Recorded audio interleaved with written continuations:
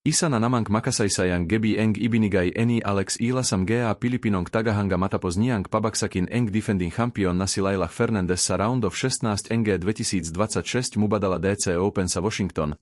DC sa isang laban na puno eng tensyon, emosyon, ed hindi inasahang Gea pangyayari. Muling pinatunayan eng batang Filipina na hindi siya basta sumusuko. Ganoman kahirap eng sitwasyon. Jet holba izot kadvata pozbezvlupzvatst, tarum vodlali dozudit tytev sudakore. Sa pamamagitan eng matitinding groundstrokes, matalinong shot selection, ed matatag na depensa, nakuhania eng unang set sa iskor na 6-2 laban sa dating kampeon eng torneo. Ngunit sa ikalang set ay tila napbago ang ipna Hanjin. Mabilis na nakalamang si Layla Fernandez at umabote pa sa 5-1 eng kalamanganito. Marami eng nakakalang mapipilitan na eng laban sa ikatlong set dahil sa malaking agwat eng puntos. Ngunit para kay Alexiala, hindi pa yun ang katapusan ng laban. Ayon mismo kay Ila, sumagi rin sa kaniyang isip eng posibilidad na mauyay eng laban sa third set. Gayunpaman, agad niyang pinalalahanan ang sarili na hindi patay pose ang kasalukuyang set at marami pan maaring mangyari. Sa alip na panginay ni Jeloob, mas lalo niyang pinatata ang kanya izipet na glaro NG bavat puntos na parabengi iyon na ang pinakamamalaga. Unti-unti niyang nabavian kumpiyansa at naksimulang habulin ang laman ni Fernandez. Isang game, dalawang game, hanggang sa tuliang maidabla ang laban.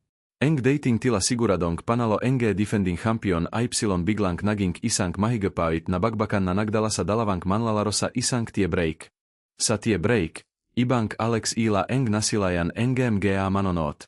Halos walang pagkakamali ang kanyang mga tirahabang nanataling kalmado sa ilalim in matinding pressure.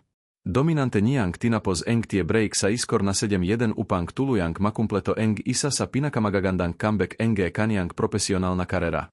Matapo ang laban, inamin ni Ila na nakaroon siya na bagagang papbaba na anta na kaniyang laro sa kalatinan na ikalang set. Ngunit sa halip na magapaadala sa pressure, pinili niyang manatiling nakatuon sa bawat puntos. Ayon sa kanya, eng pinakamahalagang gawin ay manatiling kalmado et ibigay eng lahat hanggang sa huling bola. Ibinahagi rin eng 21 anyos na tenistar na hindi na siya nagugulat sa hirap eng bawat laban dahil sa antas eng kompetisyon sa WTA Tour.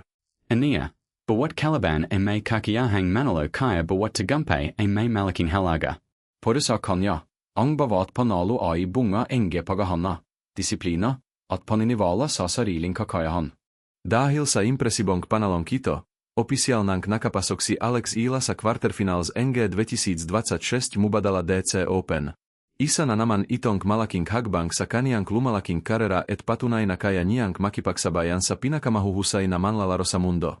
Hindi rin nakalimutan ni Ila ang kanyang mga taga-suporta sa Pilipinas na patuloy na nakpupuyat upang mapanut ang kanyang mga laban. Sa kanyang maikling mensahe matapos eng laban, taos puso niyang pinasalamatan eng lahat eng sumusuporta sa kanya. Salamat, Team Puyat.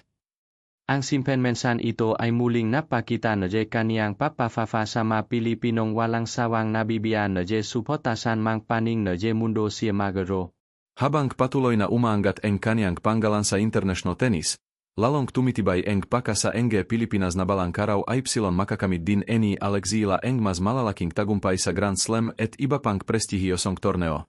Esa ipinakita niyang tibay eng lub laban kay Layla Fernandez. Malinov na hindi lamang talento ang kanyang sandata kundi pati na rin ang matatak na puso eng isang tunay na mandirigmang Pilipino. Sa bawat panalo ni Alex Ila, hindi lamang siya eng umaangat kundi pati eng buong Pilipinas na buong pagmamalaking sumusuporta sa kaniyang paglalagbay patungo sa tugatok eng world tennis.